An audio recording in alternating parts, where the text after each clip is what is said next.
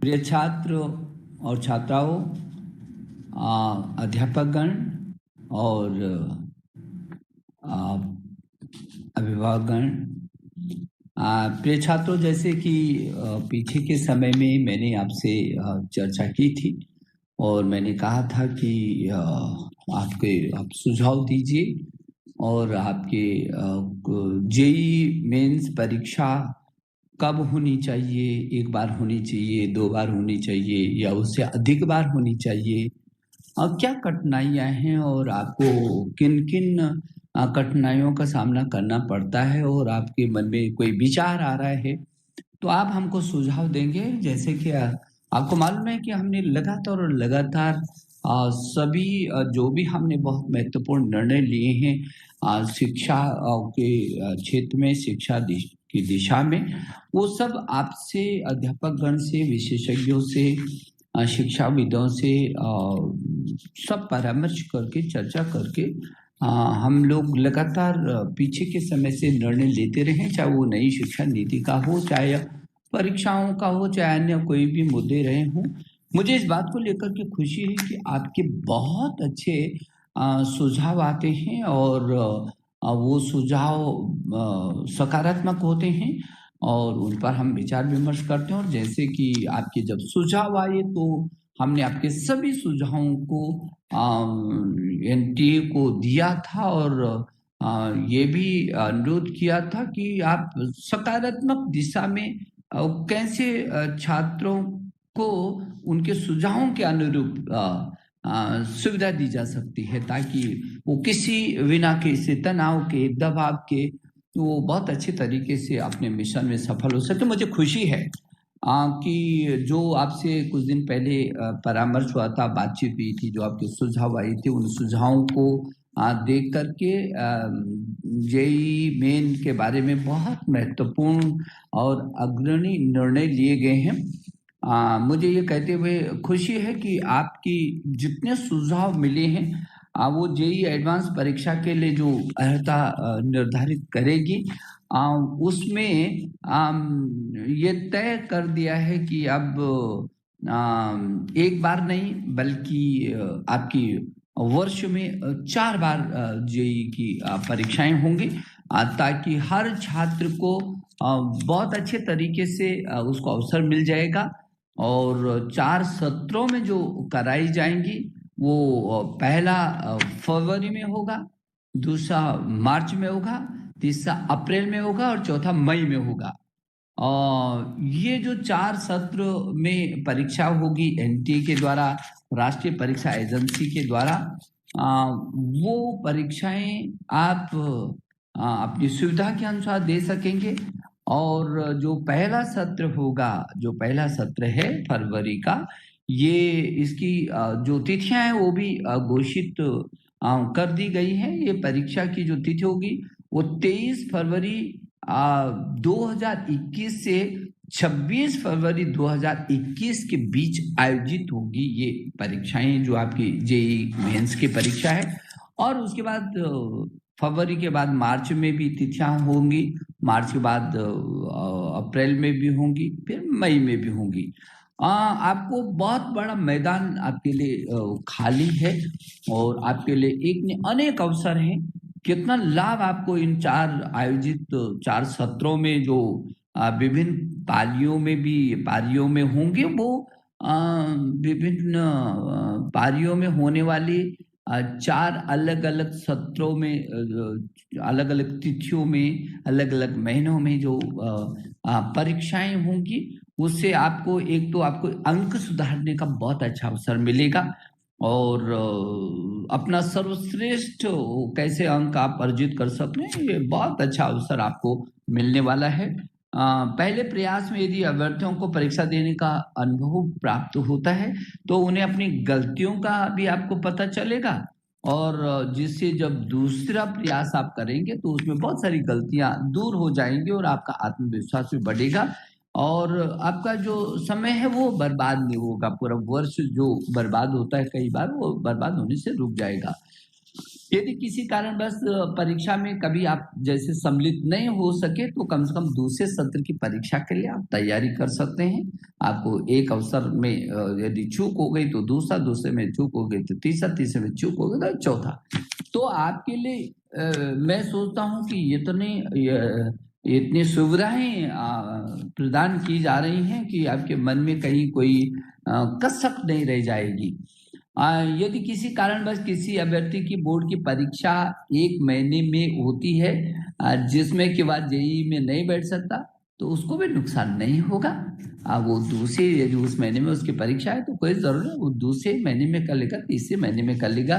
यदि किसी अभ्यर्थी के मन में कभी कोरोना का भय होता है और वो अनिश्चितता की स्थिति से गुजरता है, और कई बार जो वर्तमान में परिस्थितियां चल रही है, यदि भविष्य में भी ऐसा होता है तो अलग अलग स्थानों पर कुछ प्रदेश ज्यादा कुछ क्षेत्र, कुछ प्रदेश ज्यादा चपेट में आ जाते हैं, तो उनको भी उस समय में उनको मुक्ति मिल सकती है। जो दूसरा उनके अनुरूप समय आएगा उसमें वो बहुत अच्छे तरीके से कर सकते हैं। और उम्मीदवारों के लिए अनिवार्य रूप से परीक्षा में उपस्थित होने की आवश्यकता नहीं है कि हर परीक्षा में उसको उपस्थित होना है। यदि एक अभ्यर्थी को एक से अधिक परीक्षा में उपस्थित होना है तो वो बेहतर अंक जिस 4 परीक्षाएं यदि दी हैं उसने, तो उन चारों में जो भी बेहतर तरीके से उसके अंक होंगे वही उसको अंतिम परिणाम होगा। चारों में से वो सुनिश्चित हो जाएगा, जिसमें सर्वाधिक अंक उसके होंगे वही सम्मिलित होगा।